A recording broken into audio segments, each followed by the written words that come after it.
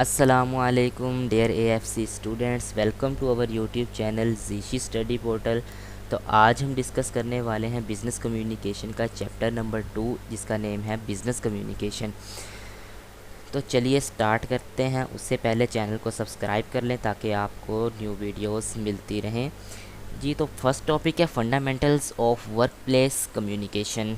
जी, तो definition of business communication. Business communication की definition क्या है?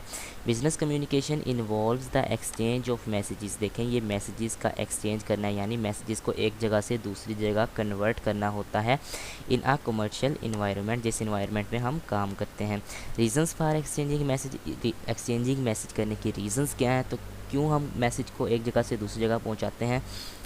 टू प्रोमोट अ प्रोडक्ट, हम अपनी किसी चीज़ की प्रोडक्ट है जो हमारी, उसको प्रोमोट करते हैं, उसकी एडवर्टाइजमेंट करते हैं एक जगह से दूसरी जगह। सर्विसेज होती हैं हमारी, ठीक है। ये सब कुछ ऑर्गेनाइजेशंस यानी बिज़नेस कम्युनिकेशन में ही आता है। ये हमारे बिज़नेस का एक पार्ट है। To inform and share information within a business, हम जो नई इन्फॉर्मेशन हासिल करते हैं उनको दूसरों के लिए इन्फॉर्म करते हैं कि यार हमारी ये इन्फॉर्मेशन है, इनसे आप फ़ायदा उठा सकते हैं, या हमारी ये सर्विसेज एंड प्रोडक्ट्स हैं। टू रिक्वेस्ट अ डिसीजन, आपने कोई ना कोई नतीजा निकालना होता है, आप फीडबैक मांगते हैं लोगों से हमारा बिज़नेस कैसा जा रहा है। To persecute the recipient of something. Next है जी हमारे पास टॉपिक है ऑर्गेनाइजेशंस एंड स्टेक होल्डर्स। तो चलिए स्टार्ट करते हैं। In work as in all aspect of life people must communicate. चाहे कुछ भी हो जाए ज़िंदगी, आपकी लाइफ में आप लोगों से ज़रूर बात करते हैं। पीपल मस्ट कम्युनिकेट, लोग बात ज़रूर करते हैं। वो इन्फॉर्मेशन देते हैं, इंस्ट्रक्शंस देते हैं, इन्फॉर्मेशन हासिल करते हैं, आइडियाज़ को कम्युनिकेट करते हैं और आइडियाज़ को सुनते हैं। दूसरे जो पीपल्स हैं आपकी, उनसे राय लेते हैं, आप उनको राय देते भी हैं। जी, तो ऑर्गेनाइजेशन क्या होता है? Organisation and organisation is a social arrangement for the controlled performance. देखें, ऑर्गेनाइजेशन एक, जैसे हमारी नज़र में एक अदारा होता है, उसके कुछ गोल्स होते हैं, उसकी परफॉर्मेंसेस के कुछ गोल्स होते हैं जो वो हासिल करना चाहते हैं, और उनकी एक बाउंड्री होती है जो कि उनके इन्वायरमेंट से अलग होती है। For example, a car manufacturer, एक कार बनाने वाला। अ ग्रोसरी स्टोर भी एक ऑर्गेनाइजेशन है, और एक गोल्फ क्लब भी है आपके नज़र में एक ऑर्गेनाइजेशन है। The characteristics of differentiate organisation, ऐसी करेक्टरिस्टिक जो के ऑर्गेनाइजेशन से डिफरेंशिएट यानी फ़र्क पैदा करती हैं, वो कौन सी हैं जी? ओनरशिप, इसमें एक ओनरशिप होता है, यानी ओनर होता है, वो पब्लिक भी हो सकती है या प्राइवेट भी हो सकती है। फिर होता है जी कंट्रोल, आपके रूल्स एंड रेगुलेशंस आप कैसे इंप्लीमेंट करते हैं। नेक्स्ट है एक्टिविटी, फॉर एग्जांपल एग्रीकल्चर में, मैन्युफैक्चरिंग में या एनर्जी में आपकी ओरिएंटेशन, आपको प्रॉफिट हो रहा है। अगर प्रॉफिट होता है तो वो नॉर्मली प्राइवेट सेक्टर से आपको प्रॉफिट हासिल होता है। नॉन प्रॉफिट जो वो आपकी गवर्नमेंट होती है, क्योंकि वो प्रॉफिट नहीं लेती, वो आवाम के लिए पैसा खर्च करती है। नेक्स्ट, साइज़ आपकी ऑर्गेनाइजेशन का, आपकी लोकेशन क्या है, लीगल स्टेटस क्या है, और सोर्स ऑफ फाइनेंस क्या है, और आप कौन सी टेक्नोलॉजी उसमें यूज़ करते हैं।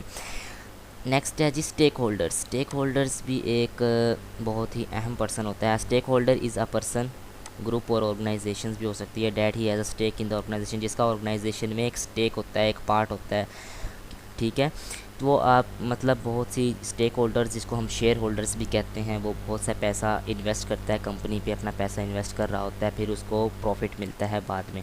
जी, तो शेयर होल्डर्स क्या करते हैं? वो फंड्स इन्वेस्ट करते हैं। डायरेक्टर्स, मैनेजर्स और एम्प्लॉयज़ और जो ट्रेड यूनियंस हैं, उनकी लिवलीहुड्स होते हैं, उनका करियर होता है, उनकी रेपुटेशन यानी शोहरत होती है।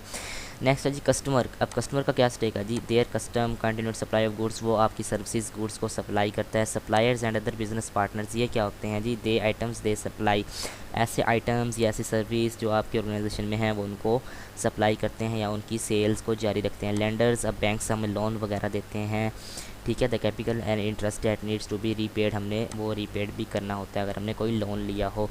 Government and its agencies, government agencies tax लगाती हैं, पे टैक्स हासिल करती हैं। Local community and public large और नेचुरल इन्वायरमेंट भी होता है।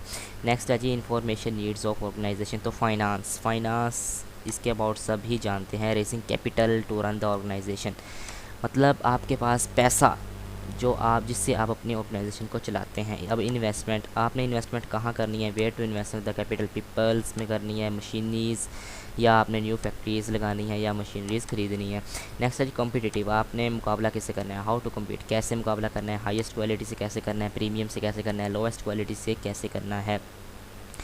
तो इन सब कामों के लिए हमें किस चीज़ की ज़रूरत होती है जी? प्लानिंग की। प्लानिंग, अब प्लानिंग में क्या आता है? Resource and timing. आपके रिसोर्सेज क्या हैं ऑर्गेनाइजेशंस के, कहाँ से आप माल वगैरह हासिल करते हैं, या आपकी टाइमिंग, किस टाइम आपकी ऑर्गेनाइजेशन ओपन या क्लोज़ होती है। फिर आपका कंट्रोल है जी, मैं पहले बता चुका हूँ, रूल्स एंड रेगुलेशंस आपने अपने प्लांट पे कैसे इंप्लीमेंट करने हैं। फिर रिकॉर्डिंग ट्रांजैक्शंस, ये आपके सबूत होते हैं। सबूत कहाँ से हासिल करने हैं आपको? प्रूफ्स कहाँ से हासिल करने हैं? एविडेंस। देखें, evidence in dispute, legal requirements होती हैं तो उसमें ऑडिट होते हैं as a evidence. Profitability assessment, आप एनालिसिस करते हैं, या एफिशिएंसी ऑफ लेबर यूटिलाइजेशन। फिर आपकी परफॉर्मेंस मेजरमेंट है, आपके जो ऑर्गेनाइजेशन है उसकी परफॉर्मेंस कितनी है, उसको आप एक्चुअल आपकी कितनी है और आपने प्लान जो किया है उसके मुताबिक आपकी कितनी है। फिर डिसीजन मेकिंग, आपने कोई डिसीजन बनाना होता है। नेक्स्ट है जी लेवल्स ऑफ इंफॉर्मेशन, ये बहुत इंपॉर्टेंट है, इससे MCQs लाजमी आता है। देखिए, अगर आपको किसी भी स्टडी मटेरियल्स का कोई भी लिंक चाहिए तो डिस्क्रिप्शन में मैं लिंक आपसे शेयर कर रहा हूँ, वहाँ से आप AFC का कंप्लीट स्टडी मटेरियल हासिल कर सकते हैं फ्री ऑफ कॉस्ट। तो चलिए बात करते हैं strategic long term decision making. देखें, ये लॉन्ग टर्म डिसीजन मेकिंग होती है, 3-3.5 साल से लेके 5 साल तक आप प्लान करते हैं। आपका जो प्लान होता है वो 3 से 5 साल पे मुश्तमिल होता है। या आप जिस तरह एक न्यू फैक्ट्री बनानी है, फैक्ट्री लगाने में 3 से 5 साल तो लग ही जाते हैं। नेक्स्ट है जी टेक्टिकल लेवल है, जो कि शॉर्ट टर्म इश्यूज़ हमारे होते हैं या अपॉर्चुनिटीज़ जो 1 मंथ या 6 महीने पर मुश्तमिल होते हैं। नेक्स्ट होता है जी ऑपरेशनल लेवल, ये होती है डे टू डे एक्टिविटीज़ हमारी, वीकली, हमारी आर्ली एक्टिविटीज़ जो हम दिन ब दिन वीकली भी करते हैं या मंथली भी करते रहते हैं। नेक्स्ट है जी यूज़फुल इन्फॉर्मेशन। अब यूज़फुल इन्फॉर्मेशन के लिए क्या होना चाहिए? Information must actually be use for its to be worth community, otherwise the time and effort invested into the communication was wasted.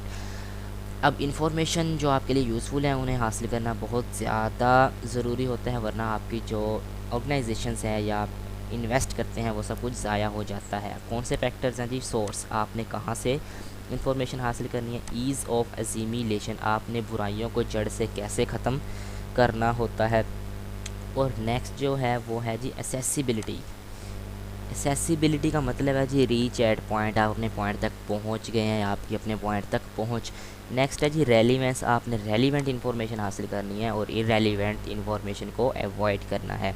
Next है जी क्वालिटीज़, कुछ फर्दर आपसे क्वालिटीज़ शेयर की गई हैं इन्फॉर्मेशन की अबाउट, वो एक्यूरेट जी, आपकी इन्फॉर्मेशन बिल्कुल ठीक होनी चाहिए। State any assumptions and be careful when rounding, जब आप राउंडिंग कर रहे होते हैं तो बिल्कुल वो जो आपके हिस्से हैं यानी डिजिट्स होते हैं उन्हें बिल्कुल एक्यूरेट रखें यानी दुरुस्त रखें। नेक्स्ट जी कंप्लीट, आपकी जो इन्फॉर्मेशन है उसमें हर चीज़ होनी चाहिए, एवरीथिंग होनी चाहिए, बिल्कुल मुकम्मल होनी चाहिए। नेक्स्ट है जी कॉस्ट बेनिफिशियल, आप ऐसी इन्फॉर्मेशन हासिल करें जिससे आपको बचत हासिल हो यानी आपको बेनिफिट मिलता रहे, ठीक है, आपको प्रॉफिट हासिल होता रहे। यूज़र टारगेटेड, अब यूज़र टारगेटेड में consider the needs of the users, अब यूज़र को क्या क्या चाहिए आपने वही इन्फॉर्मेशन हासिल करनी है। रेलिवेंट, मैं पहले बता चुका हूँ रेलिवेंस में आपको कि आपने हमेशा रेलिवेंट इन्फॉर्मेशन हासिल करनी है, रेलिवेंट इन्फॉर्मेशन से दूर रहना है या आपने एक्स्ट्रा इन्फॉर्मेशन भी नहीं रखनी। नेक्स्ट है जी अथॉरिटेटिव, अथॉरिटेटिव होती है authority, information should come from a reliable source, जो आपका इन्फॉर्मेशन आप वो एक रेलिएबल सोर्स, उसका कुछ नाम होना चाहिए। जिस तरह लिखा होता है ना काफ़ी चीज़ों पे नाम ही काफ़ी है, तो इस तरह से कोई नाम होना चाहिए, एक अथॉरिटी होनी चाहिए और टाइमली होनी चाहिए, ठीक है। नो मैटर हाउ एक्यूरेट, ऊपर आपकी एक्यूरेशन ठीक है या गलत है या वो कैसी है, ये कोई चीज़ मैटर नहीं करती, आपने सिर्फ टाइमली यानी वो वक्त पर होनी चाहिए जो आपके रेसिपिएंट को वक्त पर मिल सकें। ईज़ी टू यूज़, उसको यूज़ करना आसान हो यानी इस्तेमाल करना काम में आपका आसान हो। नेक्स्ट जी सोर्सेज ऑफ इंफॉर्मेशन, अब इंटरनल सोर्सेज होते हैं और एक्सटर्नल सोर्सेज होते हैं। इंटरनल सोर्सेज में अकाउंटिंग रिकॉर्ड्स होते हैं, HR पे और रोल रिकॉर्ड्स हैं, ऑपरेशंस हैं, यानी जो आपकी ऑर्गेनाइजेशन है ना उसके अंदर के मैटर्स, वहाँ से आप इंफॉर्मेशन को हासिल करते रहें, उसे कहते हैं इंटरनल। अब होता है एक्सटर्नल, यानी टैक्स स्पेशलिस्ट, हुकूमत हम पे टैक्स लगाती है, न्यू लेजिस्लेशन ये कोर्ट का काम है, इंटरनेट, न्यूज़पेपर, टेलीविज़न, ये हम एक्सटर्नल इन्फॉर्मेशन यहाँ से हमें पता लगती हैं। नेक्स्ट जी financial information, financial good financial information embedded in communication should demonstrate the following fundamental characteristics. अब ये रेलिवेंट भी होनी चाहिए, कंप्लीट भी होनी चाहिए, ऊपर देख चुके हैं, न्यूट्रल भी होनी चाहिए, ना पॉजिटिव हो ना नेगेटिव हो यानी न्यूट्रल भी रहें, free from material error, material जो आपका है उसमें कोई भी गलती ना हो। तो गाइज़ ये है आज का हमारा लेक्चर, इसको अच्छे से प्रिपेयर कीजिएगा, जो बात समझ ना आए कमेंट सेक्शन में मुझे लाजमी बताइएगा। मैं फिर आपसे कह रहा हूँ, आपको अगर स्टडी मटेरियल का आपको लिंक चाहिए तो वो मेरे डिस्क्रिप्शन में आपको शो हो रहा है, वहाँ से आप डिफरेंट स्टडी मटेरियल्स भी हासिल कर सकते हो। शुक्रिया, अल्लाह हाफिज़।